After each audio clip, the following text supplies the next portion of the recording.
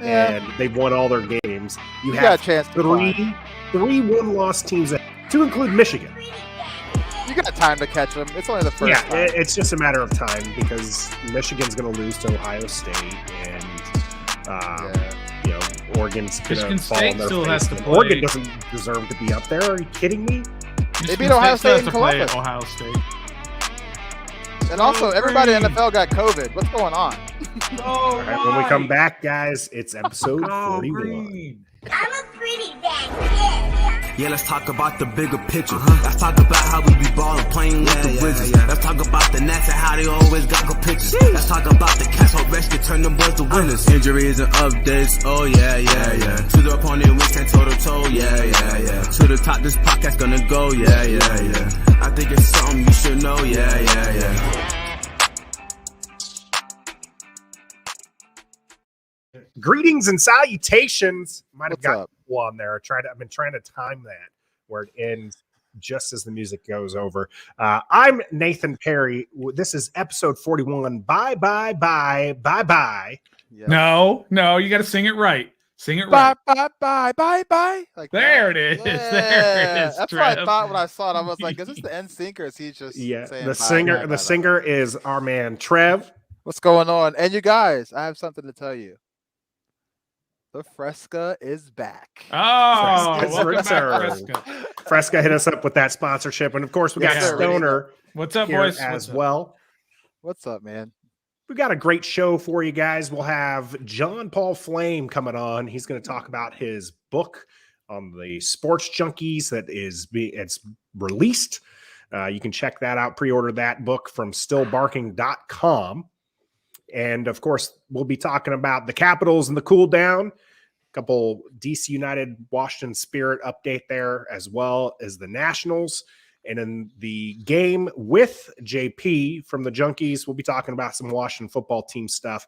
Here in the warm-up, though, we're going to be talking about the Wizards. Ooh. And of course, our show here is sponsored by Pacers Running. For every run, we'll get you more information on that. And of course, we appreciate your support that you provide us. We stream live every Wednesday on Facebook, YouTube, and Twitch. And every like, subscription, comment just helps us grow our channel and do what we want to do. We got a few people already in, some of the people you are familiar with. We got EP. What up, EP? And Mama Stores. What's up, Mom? How you doing? Big difference there, Trev, and your reaction to the two ladies in the chat. I got some behind the scenes beef with the EP, but that's for another day. Also, I need to get another beanie. I know it looks like I wear this beanie all the time, which I do, but I got to get me a new one. Hey, gotta be real. Got to be real. Of course, we're also on all of the audio platforms, so you can listen to us there. Download those. That also helps support the channel, and you can even buy some of the gear. It is hoodie season. Ooh. Yes, it is. This hoodie is on. darn comfortable. My stores. If you're listening, I need it's on my Christmas list. I wear a large. Anybody out there wear large in hoodies, large in sweatpants, whatever you want to do. So all that supports the channel, and we appreciate that. I haven't created a beanie yet. I'll have to see if they have one in the store, and I'll work on that. That'll be my new beanie.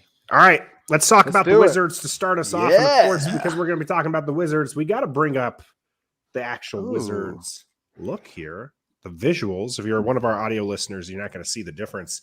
But for our video watchers, video viewers, you'll see that we like to do the branding thing, change it over when we're talking about the differences in the teams, because this is a DC sports podcast.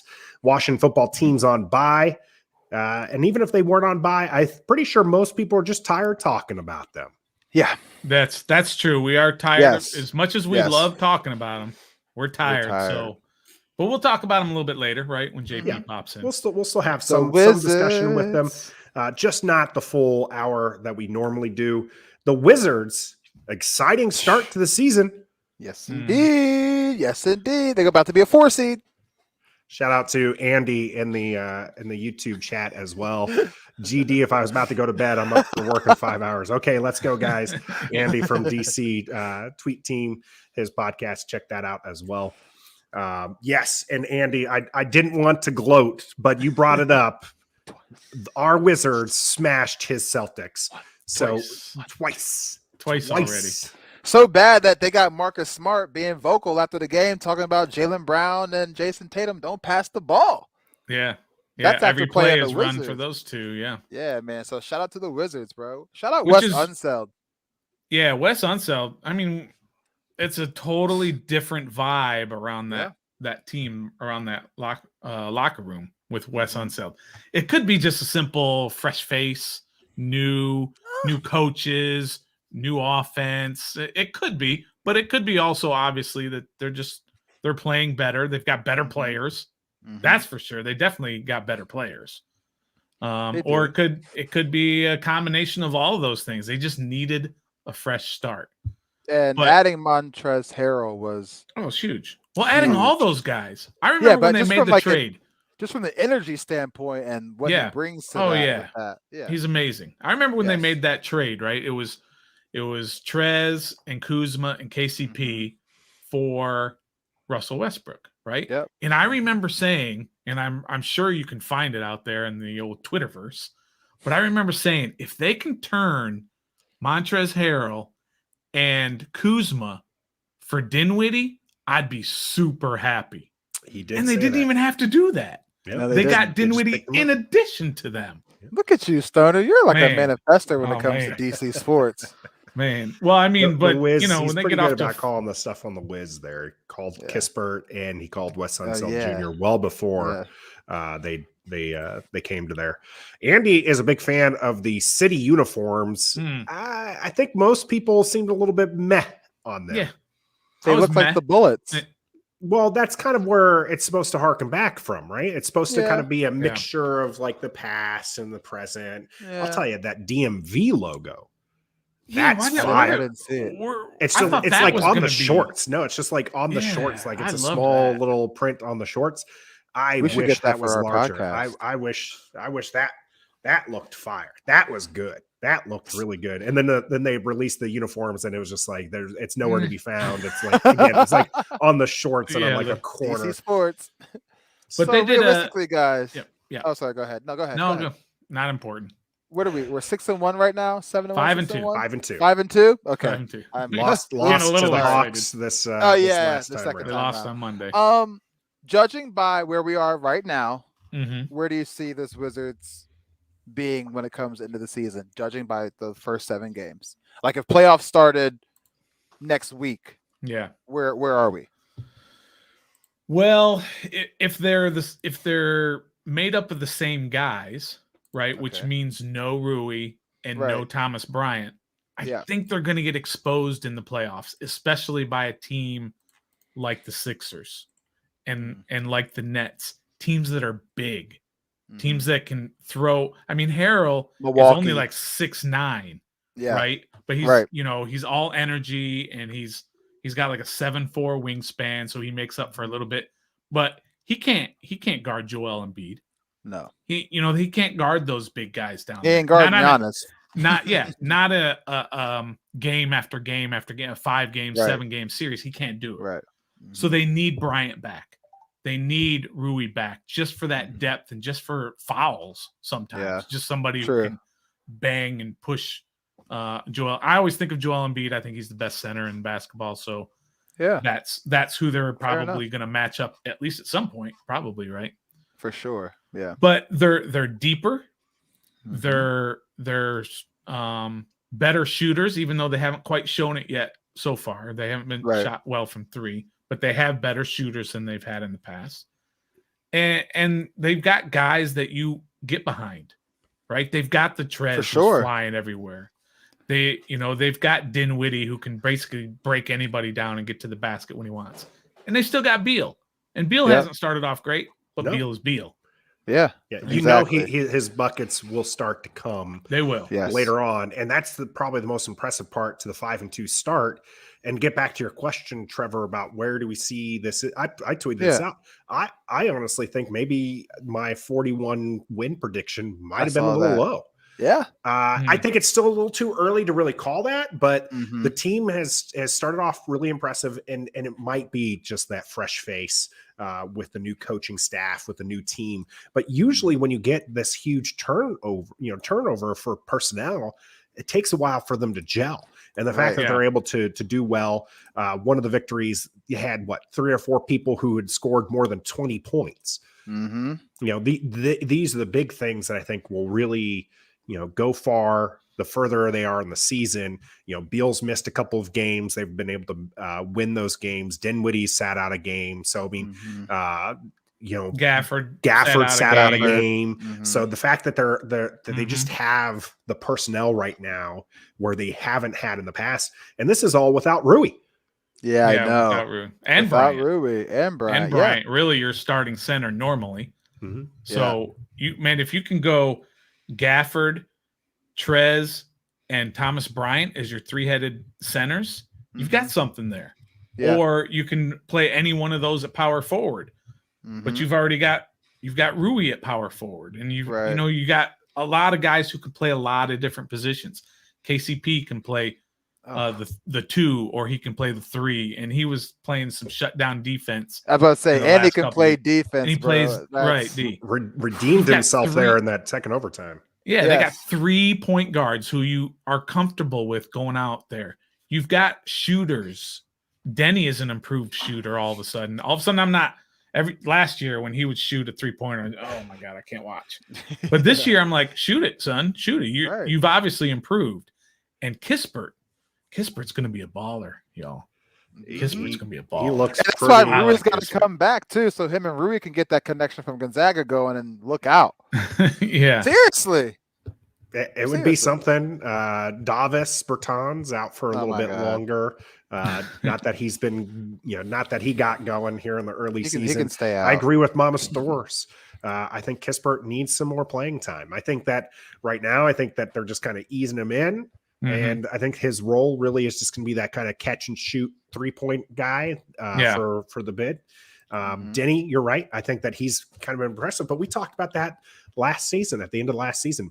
He wasn't being used right by Scott Brooks. He was not. And I think that his role right now it is a little bit scary that when Harrell and Gafford are out, that he's the next tallest on the roster. Yeah. Right. So that's a little bit Kuzma. scary. Yeah. That's a little bit scary. But he's really been, I won't say impressive, but he has been good for where you picked him up, right? He's the middle of the draft, first round of the draft. Those guys, very hit and miss.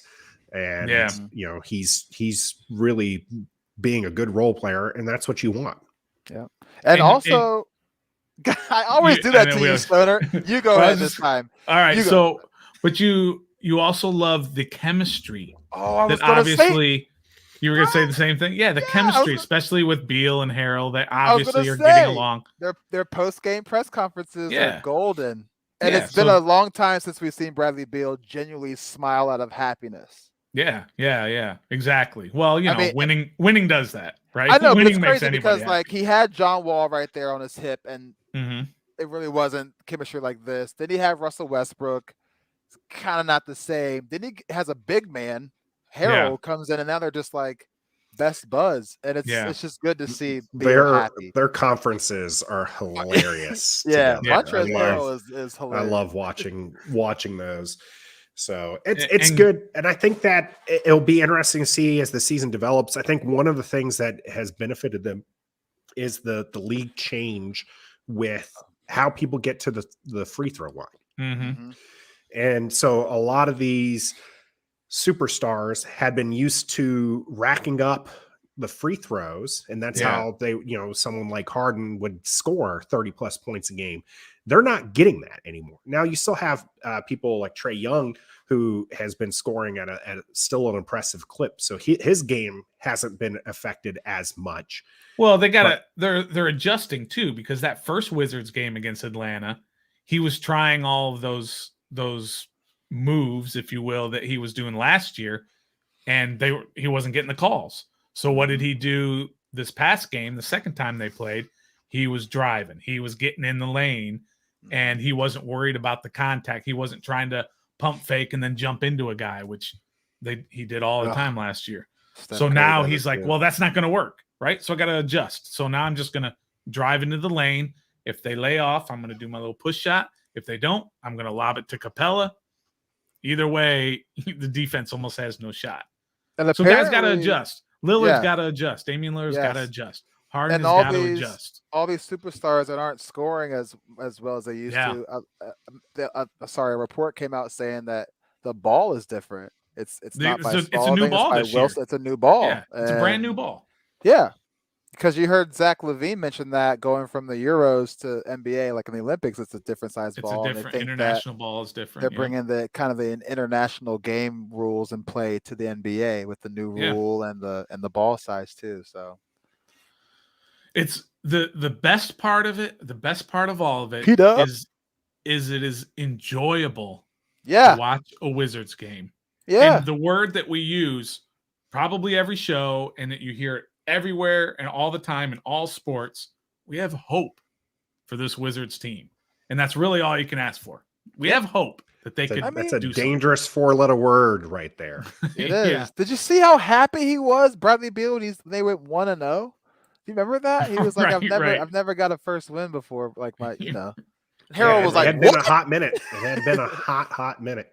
So it's good for that. And I like Kuzma. Yes. Kuzma is averaging like 12 rebounds a game. Yeah, he gets to play his game.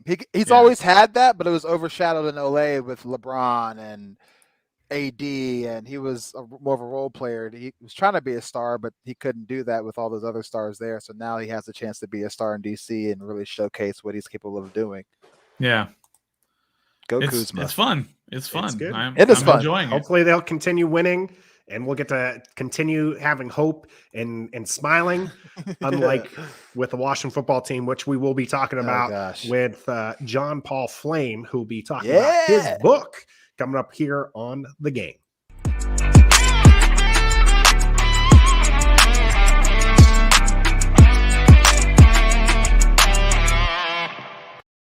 I want to welcome to the stream here John Paul Flaim. And his title there, stillbarking.com. That's where you can find his book. What's up, fellas? How you doing, JP? Still Barking. I'm doing good, man. You guys got some nice backgrounds. I appreciate that. We appreciate that. Homemade. I had to go into my son's room because he has some nice posters. Although, as you can see, he has Russell Westbrook. Unfortunately, that's kind of outdated now. He's got Aaron Donald. Brody. So some love. He's got Justin Jefferson. Oh, okay. Justin Jefferson. A little gritty action back there. Nice. No. Yeah. See, you guys are very dedicated to the home teams, but my 14-year-old son, he's one of these modern kids that he plays his fantasy. Doesn't really have a favorite team. He just likes guys. Yeah, there you go. Follow the players, not necessarily the teams. That might give them a little less headache. Yeah, because then they don't have people like Dan Snyder ruining their fandom. Here, we're gonna move this around here. Yeah, we're gonna put you on the big screen here, John Paul. There you go. All right. Let's first talk about your book here. That's Still Barking: Friendship, Brotherhood, and 25 Years of the Sports Junkies. We want to talk to you about this book that's coming out. 25 years in the making. You guys. Bunch of friends started up a radio show, and here you are now, an accomplished author, we'll say. I don't know if I'm an accomplished author, but I'm going to hustle this book because I've spent far too much time on this thing. By the way, you guys could have told me I'm super bright over here. Let me try and you do got a little. You know, we don't like to critique. People when they come on the show. Yeah, perfect. It's not a matter of critiquing, man. I'm on your show. You guys got to say, hey, step up. Get it right. Step your game up, JP. There we go. Do the best I can. Anyway, so last year, I kind of came up with this idea because I knew we were approaching our 25th anniversary. And I'm proud of the show. I'm proud of our story. And there are some things that are truly unique about our show. Yes, we've been doing a radio show for 25 years, but three of us, me, EB, and Cakes, have known each other since we're 3 years old. Wow. We went to the same nursery school. We went to the same kindergarten. We went to the same birthday parties, played on the same sports teams. And then I've known Jason Lurch since high school. He played basketball at DeMatha. EB, Eric went to DeMatha. My brother went to DeMatha. So we had a lot of common friends. And, you know, years after high school, we kind of went our separate ways in college, although EB and I lived together in college. We start kind of getting into our careers. And then EB came over to my house one night. I still remember. He was like, hey, you ever want to start a cable access TV show? And I was like, out of nowhere. why not? Out of nowhere. You guys have started this thing. It was kind of the same thing. It was like, why not? And sure enough, that night, Cakes was getting married that year, which is 1995. And he was trying to save money, living at home with his parents. I was home for the summer from law school with my parents. We were all a bunch of losers still over at our parents. And we called Cakes, and he came up, and we shot this little thing for like 2 minutes in my bedroom. And we're like, we could do this. Called Bowie City Hall, found a time slot. And here is the real story on why Lurch is part of the show. So the three of us were going to do this show, just like it's three of you right now. And on the night that we were going to do our very first show, Cakes had to work a double at Toys R Us. So then Evie and I said, we look at each other and like, we don't want to just do a 2-man show, you know. And so it was like, who do we know? Who else is a loser that's around? 3 tonight. And that was Jason Bishop. And then we did the first show, and he was the best by far. And it was like, well, we can't fire him from a free show. We can't bring him a free show. Yeah. And he was the best. And so then he became part of the show. And then John eventually, you know, got off Toys R Us, and we started doing that show. And so the book is really about our friendship, because that existed long before the show. And then how the show happened from that cable access show to where we are now 25 years later. That was a long description. I need to tighten that up. Nah, that's good. Well, we'll be your practice, and then as you keep going on other shows, you can tighten. It's a great story, and it is a great story. Lurch is actually the one that Stoner hasn't collected yet. He's our P1. We've had EB and we've had Cakes on, and now we got you, JP. So I told him it's not going to happen. Lurch is going to be a tough one. Yeah, he's not coming out. He doesn't do these things. You know, if you've got like a country club membership and can get him like on, right. You got to have some value. You know, gotcha. Right. So JP, talk about writing the book over the past year that you've been doing it, and what it's taken to actually get to this point where you're going to actually publish the book.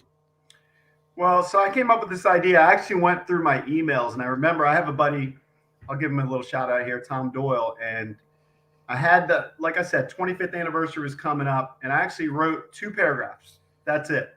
2 paragraphs. And I sent it to him. It was actually the close. So I never practiced law, but lawyers are supposed to write their closing argument first. So I wrote the closing of the book, which was just 2 paragraphs. And I sent it to him to say, is this worthy of a book? And he really liked it. Because again, the book's really, the overarching theme is brotherhood and friendship. I mean, in the book, you're going to get the ups and downs in radio. You're going to get behind the scenes. You're going to get the outrageous stuff. You're going to get the fun stuff. It's all in there. But in the end, I always say this. The show eventually is going to go away. We might even get fired one day. But the friendship, the brotherhood, that's still going to exist. Very nice. So, JP, out of the book that's about to come out, what's one of the best memories that you can share that's in the book that'll... There's a million, man, but I should just say pick a chapter. How about your favorite? One of your favorites. Open it up. Let's see the... you can't do that, right? Yeah, do you have a favorite one that you enjoyed writing about in there that you really to get off your chest? Or? I don't want to give away. I know you don't. The one question. that didn't make it give away the juicy stuff, because there's some stuff in here that we've alluded to over the years, but have never actually said it. So we've had different eras of our career, right? We started on the weekends on WJFK. We moved to nights. We did nights for 5 years. For 3 years within those nights, we were syndicated coast to coast. And a lot of people remember this. We then bounced to WHFS. WHFS was a morning show. Kind of that little period of time between nights on WJFK to HFS, there's definitely some juicy material there. There you go. That's all I wanted wanted to hear. on HFS. And I'll just say HFS for all of us, I think, would probably say it was a really fun time, because we were 32, 33 years old, starting to make more money, which is always good. We were going to concerts. You know, we got to meet in that period of time, like the first time, and we struck a friendship. Probably my favorite memory really is meeting Cal Ripken. Cal Ripken, I had 3 posters in my room as a kid. Cal Ripken was one of them. And it was like, that guy's sitting down in the studio with us. And then we struck a friendship with him. I wish I was good enough in hoops to play over at his house, but Lurch actually played at Cal's house twice. That's cool. Wow. Which was cool. And then Cal, over the years, has remained kind of friendly with us. He contributed a great testimonial to the book. Very nice. Boom, it's right here. I don't know whether he wrote this. I'll be honest. It might have been one of his guys, but I know he approved it. Yeah. There you go. Is it right on the back? Sports Junkies Story Still Barking is a great read about 4 childhood friends who beat the odds by creating a show that stood the test of time along with their lifelong friendship. Their streak of success is remarkable. Like, to have a guy who was on my wall contribute that to my book is fantastic. Pretty awesome. And so that is pretty awesome. It's hard when you say find one story. Like I say, there's some where I know people are going to go like, oh my God, I can't believe that it's in the book. Yeah. But personally, like during that period of time, we met Cal. This was just 15 minutes, but we had Magic Johnson in studio. And that one always stands out for all of us because we're Magic fans. And he's just one of those guys over the years. We've met 2 or 3 people or been around 2 or 3 people that they just have like a charisma that you just feel it, you know? We went to a Super Bowl one year, and we never actually have been to a game, but we used to go and do Radio Row, or we would host shows from a players party. Well, because we're squeakers, you know this, we have Squeakers Court, right? Before our flight left on a Saturday night, we went to the media headquarters to get free food. Shocker. It was like, why not? And Muhammad Ali walks in. Holy and it happened to be a Mike Tyson fight. I can't remember who he fought then. He fought some bum, so it was like during one of his comebacks. And just seeing him sit down and then like the procession of people around him. And so those experiences are pretty amazing. And it's not that I interacted with Muhammad Ali. I didn't. What's kind of funny is Cakes actually got in a line and took a picture with Muhammad Ali, which was cool. But the rest of us were kind of shy. I don't know if I can say the P word on your show. You can. Oh, yeah. We were nervous. And so I know I have a picture of Jason where he's like behind the couch where Muhammad Ali's sitting and he's kind of just like leaning. But, you know, there's some people that are just like that. Like, that just carry that presence. Again, another one during the HFS years, we got to meet Jay-Z. And Jay-Z is another one, man, where it's just like, during those years, we met a lot of rock stars because it was a rock station, which was cool. We moved to this rock station. We're doing mornings. We're going to the HF Festival and the Nutcracker, and you're seeing all these bands. But there are just some guys that just like stand above. You know, in the book I mentioned the first one that we ever went to was the HFS was Nutcracker in 2003, and Coldplay was one of the bands, and they weren't as big as they are now, but there were other like really popular bands at the time. But then when you see a band like that, and I might not even be particularly a huge fan of theirs, but you can just tell like they're just different levels. They're rock stars. You know? Yeah. There's something that's not on the same level, but there was one time where I was in Baltimore and I was going to it was a Max Major show in Baltimore. So I was going to like the late show, like say the 9:30 show or whatever. And as I'm going in, it's me and my wife and another couple. And as we're going in, JP and his buddy are going out because they had gone to the early show. And I was like, I was like that. And I go inside and my wife was like, well, why didn't you just go say hi? And I was like, it was the same thing. I was like, oh, I can't say hi to JP. He's like, that's JP. Me? That's JP from the Junkies. I always welcome people. Always say hello. And believe me, I'm on. I don't know what level you think I'm on. It's low. It's way below. But I think I went to that show. You know that show. I love Max Major, and just mind-boggling stuff when you go to see him do his magic. But that I did go to the early show, and he got me tickets, but it was already sold out. So, like, we were standing for half the show. Oh, really? My wife, myself, and my 14-year-old, who was probably 12 at the time. Yeah. That's cool. Well, you've been doing this for 25 years. What is it that makes you keep doing it? Are we going to see the Junkies on 25 years from now? 25 years from now, I would probably not put all my chips in the middle of the table. I would be willing to do it. I mean, there's a lot of answers and a lot of levels to that. Why? We got to make money. True. I've got a daughter at NYU. Oh yeah. I never made $1 million. It's not like I'm like we've done well in our careers, but I live in a very middle class neighborhood. It's not like something outrageous. So that is the number one reason. And I think number two, going back to that first story, that first time that we did a show together, or let's say all four of us on BCTV, it was almost like it was our calling. You know, it was like, hey, we can do this. I worked for a mortgage company. It was my first job. I went to law school. Okay. Right. You already heard Cakes was working at Toys R Us. Yeah. Right? That wasn't his dream. And I was like, wait a second. I can hang out with my boys and talk about this. And once we started, we wanted to see what we could make of it. And then we got a shot on the weekends, and you wanted to see, well, what could you make of it?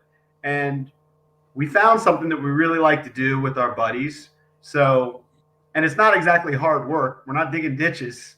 Right. You know? So I don't know the answer of how many years, but I got to get my kids through college. And by the way, I have a 4.5-year-old. So that puts me on about 13 and a half years. Yep. Well, nice. 4 years of school at least. So that puts you on probably, 17 or 18 years. So, JP, this is kind of a segue into the next thing we want to talk about. I just want to say I really appreciate you and the boys clowning Riverboat Ron about John Bates' last name. That was great. Hilarious. Great stuff. Can you kind of describe that, or I don't know. Well, we caught it one time. So the tight end's name is John Bates. Yes. And we heard him say Bateman, but you kind of want to give him a pass, right? Mm-hmm. Maybe it was a mistake. And then he said it again. And I think what happens is, look, we're not in the locker room, and I know things are different now, but we're not asking questions during press conferences. And I think what happens is those reporters, they're all fantastic, but they usually get like one question, and then it's going to go to somebody else. Maybe they get a follow-up. So they're not going to waste their time on something like that. And I do think there is an intimidation factor. And I think with the four of us, we're going to let it fly a little bit more. That's kind of what we've always done. And it's fun, by the way. Yeah. Maybe it was, you're a little nervous maybe to ask him, but he ended up having fun. He brought it up like a week or two later, which was good because we know the product on the field, not fun. So if you can find a little fun. Yeah, that's what I was getting at. You're going to do it. So, it's always good to kind of get personal with those coaches because they're generally, like I said, when they're doing that job and they're having to get on the podium and answer questions, people are going to ask, oh, what's the status of Montez Sweat's injury? What's going on with this, that, and the other? So that's kind of a fun thing. And that was fun. You know what? He revealed that kind of what we knew. He just doesn't really memorize the guys' names. He knows their numbers. Right. Yeah. I'm sure he knows Terry McLaurin's name. Yeah. He knows the superstars. But Bateman, Bates, what's the difference? If the guy's not going to correct him, and I relate to that. I always tell the story. So Cakes and I went to the same high school together. So there was kind of a demarcation in our neighborhood, right? So we all went to the same elementary school, EB, Cakes, and I. And then when we get to high school, Cakes and I went to Eleanor Roosevelt, which was magnet school. Eric went to EB, went to DeMatha, which is where we met. But at Roosevelt, I took this one geography class. I think it was in 9th grade. And so my name is John-Paul, one name. There were 2 other Johns in the class. And I had a teacher that would try and call me John. And she would literally stand over me. I would not answer. She'd go, John Paul. And then I'd say, okay, the capital of Iowa is Des Moines. That might be wrong. No, you nailed it. But the point is, and Rivera said this, right? If you don't stake claim to your name, then you don't take ownership in it. So he calls the guy Bateman, and John Bates doesn't correct him. Well, now he's Bateman. And how many times do you think, plus that's a guy who's trying to make the league, even if he was drafted, probably nervous, established head coach. But you got to stake claim to your name. Like if I start calling you Troy instead of Trev, you just keep letting me call it. That's JP. You're Troy. Like said, well, then you're Troy. You just own your name, correct? Exactly. Very nice. Signed it over. So that brings me to the segue what we're going to talk about. What are we going to do as a Washington football team for the second half of the season? JP. He'll lose a lot of games. Oh, it's going to be a lot like the first half. Yeah. I mean, why would you expect anything different? Right? So they're going to come out of the bye. First of all, they're going to play Tampa. That's not going to be pretty. They still have Dallas on schedule twice, and I'm sure you hate to hear it, but Dallas is one of the best teams in the NFL. Yeah. So that's 3 losses right there, right? So they're at best. If they run the table everywhere else, and maybe they can pull off an upset against Dallas, it's fine. But look, they're going to be an underdog. We all know they don't have the future quarterback, franchise quarterback. We've been saying that for years and years, but we all know that. We know about the injuries. They were under-talented probably to begin with. There was excitement last year, but they were 7-10 if you include the playoff game. 7-10. Yeah. And by the way, that playoff game that everybody raves about, Heineke, oh my gosh, was good. They gave up 500 yards long, which to me, when everybody was getting super fired up about the defense, if you really looked at the schedule last year and you really looked at some of the games, like when they played a couple of offenses, that defense was exposed with like quick passes, with rollouts. You know, I don't think anybody thought they were going to be as bad as they are right now. But you asked me about the second half of the season. Do you see it differently? Nah, not really. If we're being honest, no, of course not. It's not at all. Yeah. I still think there's winnable games, but after this Denver game, which was a winnable game that they just like Denver's trying to give them the game and they just refuse to take it. I'm with you on that one, John. How do you see Coach Rivera kind of like his personality? Does the Blewett thing speak to you on his personality? Ooh. So your Ron segment that you have every Tuesday, right? It's every Tuesday. It's one of the most talked about and listened to segments because everyone loves to hear Coach speak because then like the next day something changes, right? Like one day they're going to be practicing. Oh, wait, never mind. They're not going to be practicing. We're not bringing in a kicker. Who knows? Next week might have a kicker. He's sticking with Heineke right now, which is there's still people part of the Heineke hive that I just don't understand it, but they, that are sticking with him. But it's interesting. I think that he's definitely he's sticking with his players that he knows. And he did this last year as well. Like he was reluctant to swap out players even when they were having bad games. And I think that we're seeing that again this year. And I think that might be a part of that rebuilding process that he's talking about. But, we'll see as the season continues. It seems like he's getting to the point now where he's feeling with the fan base, whatever the fan base, he's getting the temperature or whatever of the fan base. And then he's making those decisions because there's just a lot of the decisions are different from what he was just saying, like Nathan was just talking about, or just from the last year. We're not going for the playoffs. Now we're going for the playoffs last year, and this year we're not messing with the kicker. Now we're messing with the kicker, and it just seems like he's getting the temperature of the fans and then making decisions. Which stood by Dustin Hopkins until he didn't. So I totally agree. I mean, the messaging, you nailed it, Stoner. The messaging changed last year and it's changed this year. On our show, I think it was week 4 or 5, can't remember. But remember, he said you almost want to wish that expectations weren't so high. Yes. Well, he's part of the reason expectations were high. Right. He's changing his tune once they start losing. But at the beginning of the season, I'm sorry, they were trying to go for the playoffs again. They wouldn't have brought in Ryan Fitzpatrick otherwise. So they thought they had a team that was on the precipice of taking another step. That's why you bring in Ryan Fitzpatrick.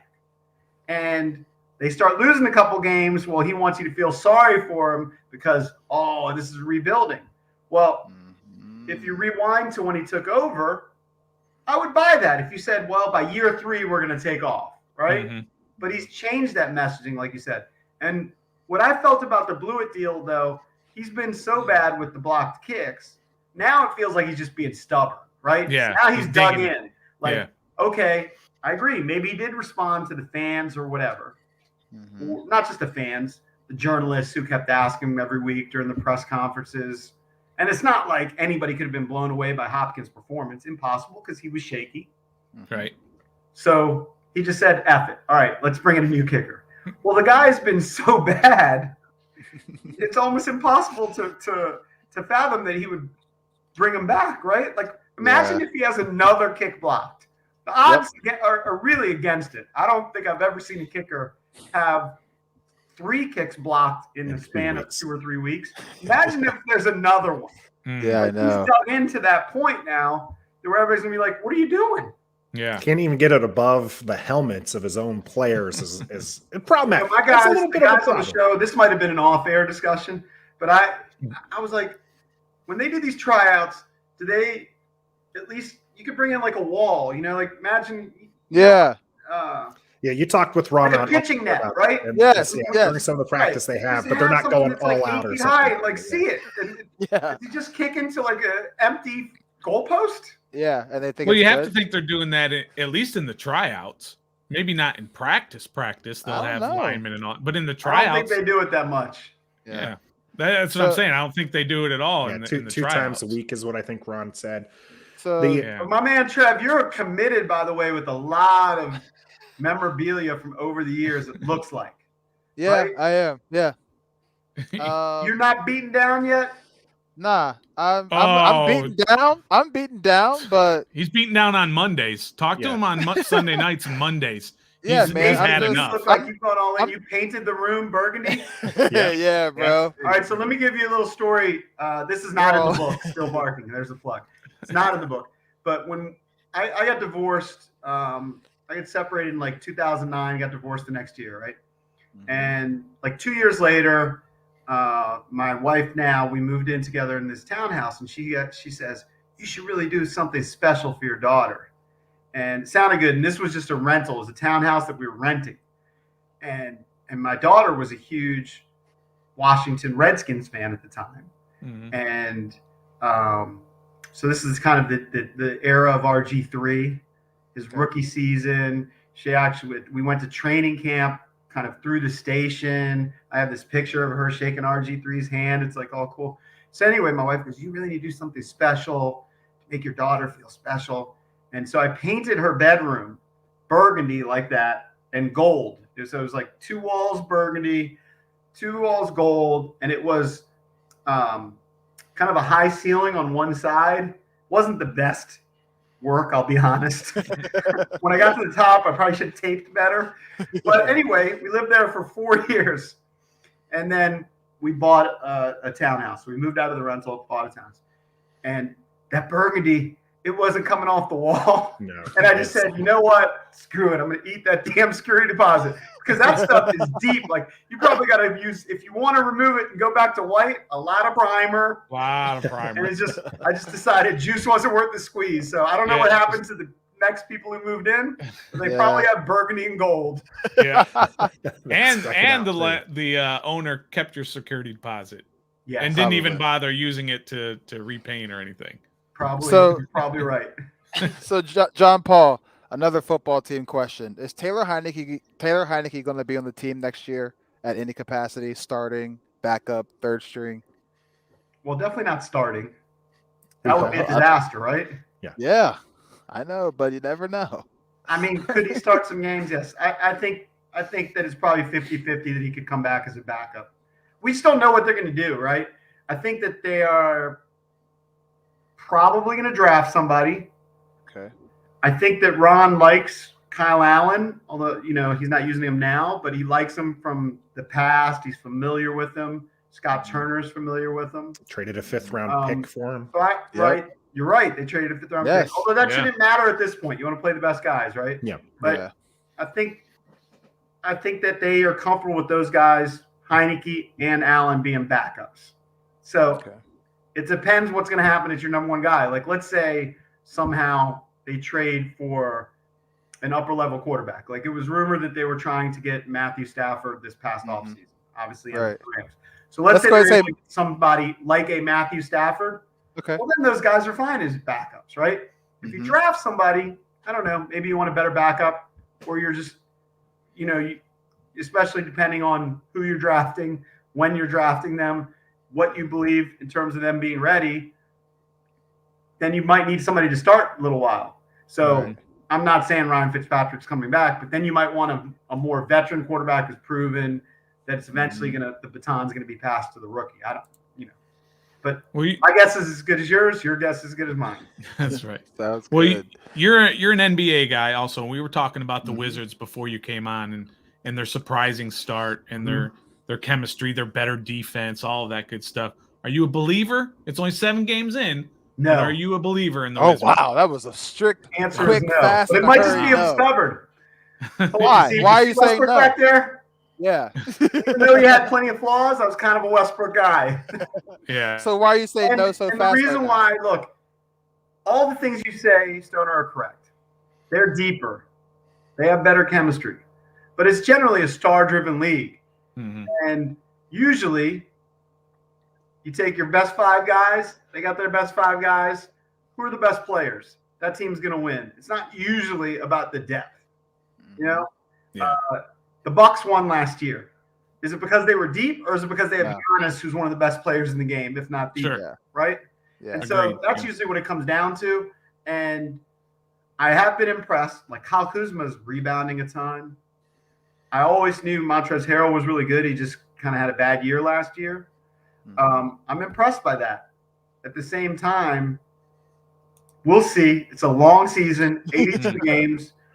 I'd love to be proven wrong. I think the over-under before the season was like right around 33, if I'm right. Yeah, it was 33 games. 33 and a half. And I think that was about what I expected. Like, I know they had a losing record last year, and maybe I was blinded by the second half of the season. But that second half of the season, they were kind of rolling, right? Westbrook was playing great. Beal was playing great. I thought that team, it was a bad matchup against the 76ers in the playoffs.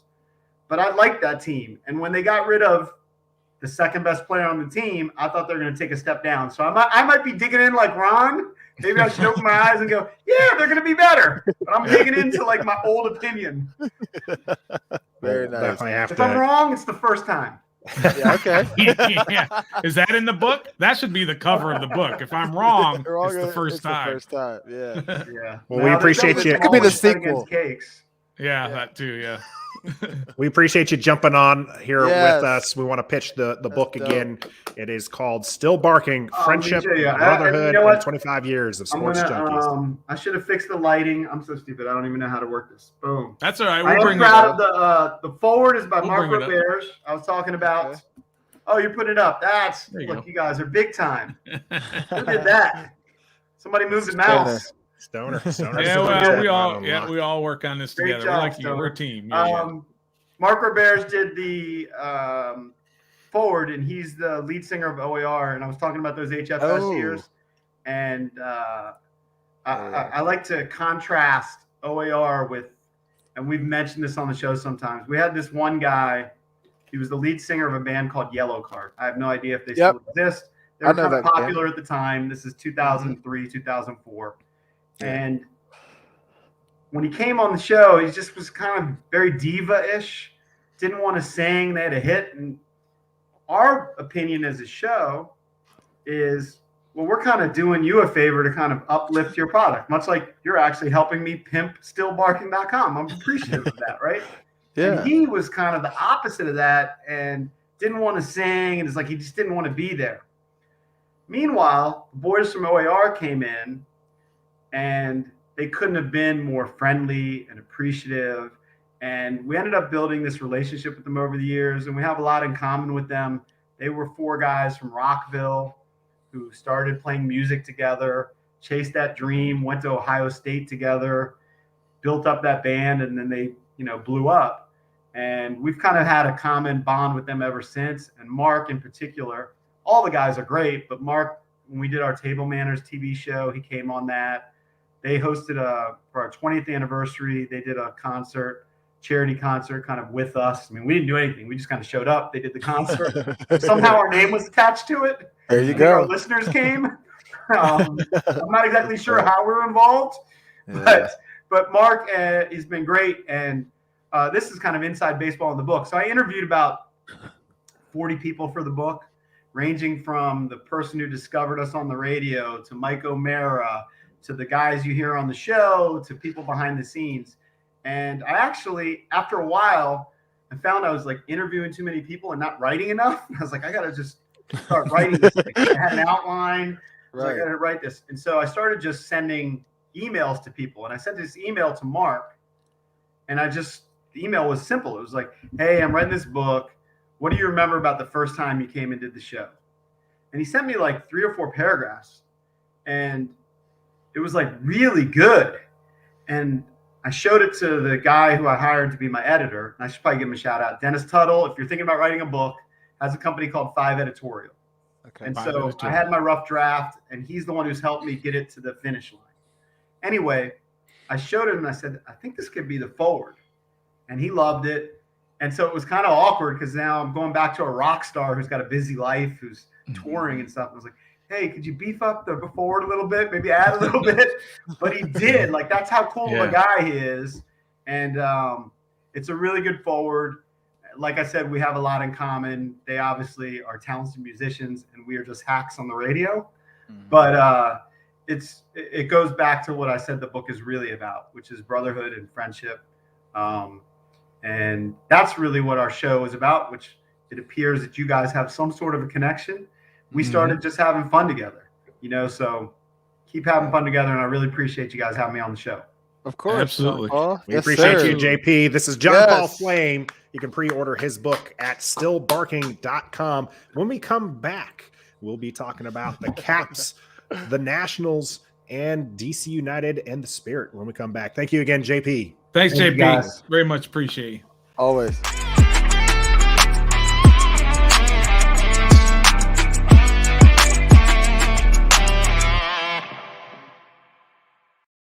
Excellent segment there. Oh, I get the big screen. You get the big screen. Excellent segment there with John Paul from the Junkies. Awesome. I know Stoner is really happy as now he has it's like a kid at Christmas. Look at him. Junkies. Look at him. We got to find a way to get Lurch on. We'll see if that happens. We'll ask Santa Claus for that one. Yeah, I'll text him tomorrow and ask him if he can do me that for a Christmas present. There you go. Yeah. What did JP say? We need like a country club. You need something to give him. We got to give him something. He's got to have incentive. He won't just do it just to do it. Yeah. All right. We'll think of something. We'll have him on for the show eventually. Let's go ahead and talk again about sports here. We got about 8 minutes or so before our hour mark, which we like to keep it at. Before we get into the Capitals, I just want to bring up DC United is struggling to make the playoffs. They had the number 7 seed. And right now it's looking like they will end up being out of the playoffs as they still have a game to play this weekend, but they're 3 points back of the New York Red Bulls, who are currently drawing their game, which puts them at 47 points, and they have a +6 differential. So it's looking like DC United is going to miss the playoffs. Had a bad game this last weekend against Columbus where they lost 3-1, and that was really the nail in the coffin. Unfortunate season there for our DC United. However, the season for our Spirit is going pretty well because the season's over and they're in the playoffs. Let's go. So they are the number 3 seed. They're going up against the number 6 seed, North Carolina Courage. Okay. And so if they win that game, they'll go up against OL Reign. You can catch that game on Paramount Plus, their quarterfinals game on Paramount Plus this Sunday, 5:30 p.m. Eastern time. So we good just luck need to to the bring ladies. back Wayne Rooney and bring Kari Lord out of retirement. She can come play for the Washington Spirit. Yeah. Megan Rapinoe. We can bring an all-star squad. Yeah. What the heck? Why not? Right? Why not? It's just bring back all the big hits. Speaking of big hits that will not be back next year, we have FP Santangelo. Santangelo. I was going to butcher FP that Santangelo. name. Yeah, I'm glad you reached out for help on that one. Yeah, I knew. I know how to say it, and I just as soon as I looked at it, I was just like, I'm about to butcher this man's name, even though I've heard it, said a million times. Yeah, I called him Santa. Did you see the look he gave? He was like, he was like, help me out here, guys. Help me out here. Don't say the name. He's not coming back as color commentator. Yeah, no, he's not. That's kind of a big deal. I mean, he's been here for I think 10 years. Him and Bob Carpenter have been the team on Masson Television for at least 10 years.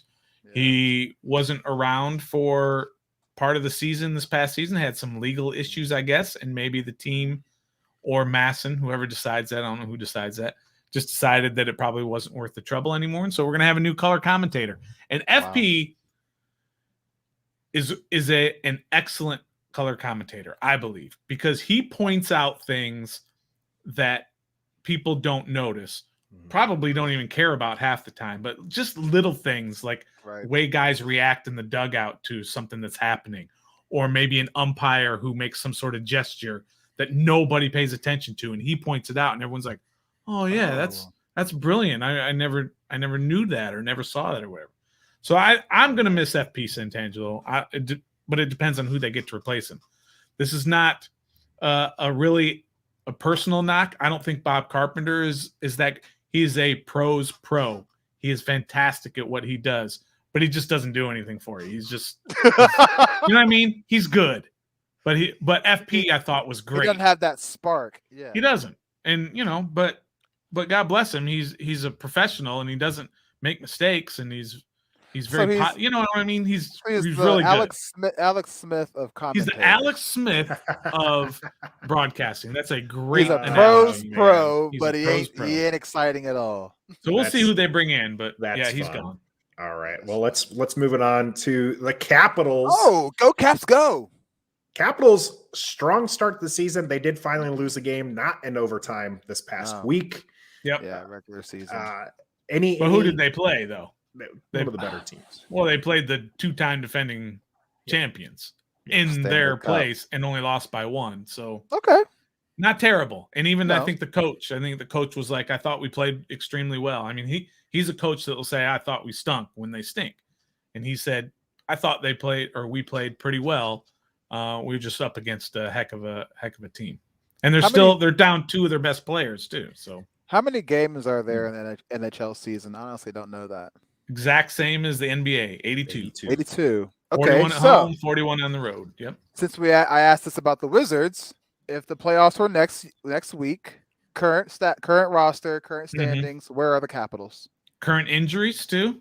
Yeah, current injuries. That's rough. The injuries are a rough part about this because they are down a few key players. Ovi, player of the month. So I mean, there's that. Still got Ovi. Strong, but still got Ovi. I do think I think this team probably with the injuries that they have now would lose a long series in the second round. I think they can win that at the first round. I think the second round, a long series, might be too much just because of the injuries that they have right now. Right. Yeah. We're just basing off of things right now. Yeah. Yes. Yep. Cool. Okay. Yep. I agree. They've got 2 good goalies, 2 young goalies. Although they, the old saying, if you got 2, you don't have 1. So they need to find the one. I didn't know stick that was with a saying. Well, you got usually 2 QBs. If you have 2 QBs, you don't have a QB. Or you don't have any. That's us. I botched it. You botched it a little bit. If you have 2 goalies, you don't have any. Yeah. Right. I think it's a little different for goalie. It can be.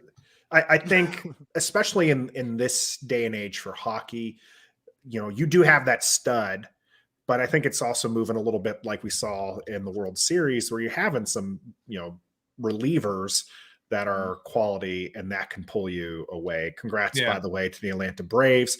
Love to see the Houston Astros not win one. Amen. Same here. So that was good. Not exactly happy about Atlanta pulling the title home, but I'd rather them pull it home than the Houston Astros. For sure. Just call me Mr. Petty.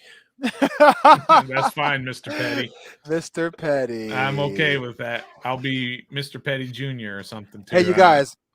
I've got a dollar during the bye week. All right. Ron Rivera goes to Kyle Allen by the time Tampa Bay gets here. I don't think so. Oh, you're saying he does? That's my dollar. Yep. Yeah. That's his dollar. This week's the bye is going to go happen. The next week he can come out and say, after evaluating, we feel comfortable with moving forward with Kyle Allen as our starting quarterback against Tampa.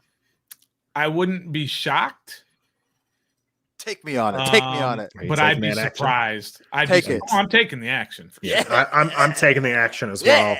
I want that move to happen. I think they're giving Taylor Heineke one more shot at Tampa Bay.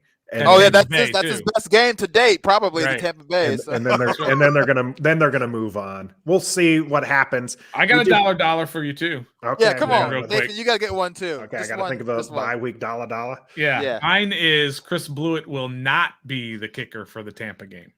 Okay, they're bringing somebody else in. I don't think they are. 100%. They're bringing somebody else in. They're not going again with Blewett. They can't. No? Come on. There were a lot of kickers who were dropped from Ross. Yeah. So that's right. This long with Dustin Hopkins, we're gonna give up this fast on Blewett? Yes. Yeah. Well, after Dustin what you Hopkins saw, have 3 kicks into the back of people's heads. Yeah. I actually think they're going to stick it with Blewett. I think they're going to stick it with Blewett. I So think there's one with Blewett too. All right, got both of y'all. All right, cool. All right, Nathan, your turn. I'm so excited. Your turn. Say something like Montez Sweat won't play. Yeah, against Tampa. He'll come back with a steel. Well, I don't want a Tampa one because we'll have Tampa. This is supposed to be a bye week one. This is what makes it a little bit more difficult. Well, that's what I mean. Say Cam Newton. We signed Cam Newton. I guess that'd be my dollar, but that's you guys aren't going to take me up on that. They're not bringing in another quarterback. No. They've already got 3 on the roster. Don't forget about Shermer on the practice. Isn't he still on the practice squad? I'm saying they've already got 3, so they're not bringing anybody else in. Logan Thomas should be back. Yeah, that's awesome. I mean, look, we haven't talked about this, right? There's a possibility that for the first time all season, this entire season, that you're going to have Logan Thomas, Terry McLaurin, Curtis Samuel, De'Ami Brown, Antonio Gibson, and Heineke. J.D. McKissick. You're basically going to have your entire starting offense skill position guys. There you go. Okay. Right. For the except for the line Fitz, still beat except up. for Fitz, right? I mean, and the line is still beat up. But this is the first time they could possibly. Cosme might be back as well. I don't know. I think Lucas next week back. Ron's going to be like, Curtis isn't coming back. We're going to make it week 11, and then week 11 goes. I'm to just week saying, 12. there's a possibility that he for can sure have all his weapons that he's supposed to have because he has not had them yet. And really quick, we get all them back by Tampa. Do we make it a game? No. Do we pull off the upset, or No. do we still get blown out? Still get blown out.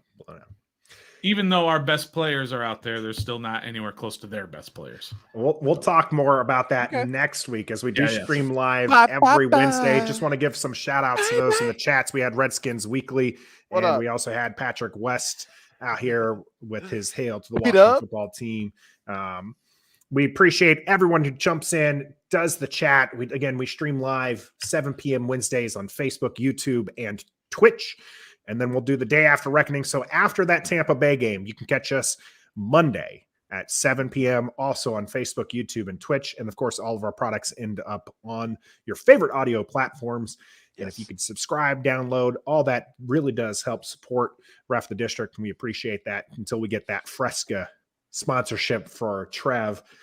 It'd be pretty good. We have one thing that is coming out next week that we want to announce as well. Ooh. Are we going to announce that now with you here? We can announce it. Okay. So we have a series coming up.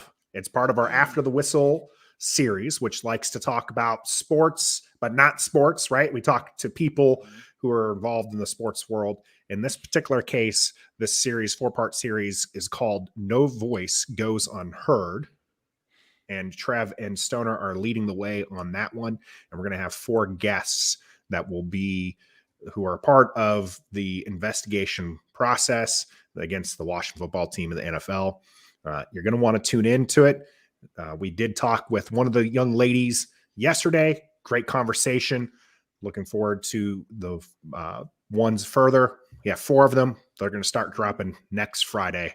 That's No Voice Goes Unheard here on our After the Whistle programming here on Ref the District.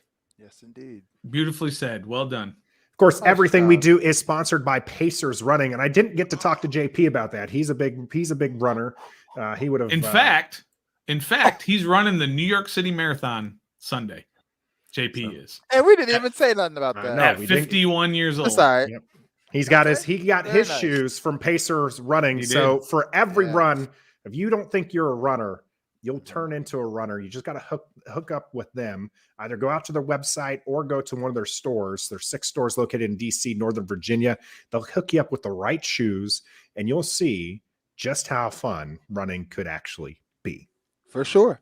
All right, Pacers running for every run. I'm Nathan Perry. There to my left, it's Trevor.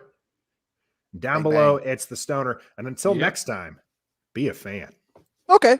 We love Washington, and we some die-hard fans. Yeah, we are. You know we keep it on 10. Let's talk about the offense. 1, 2, 3, let's go. And they gifted. We are ref the district. Podcast. Come on now and join us. You join it.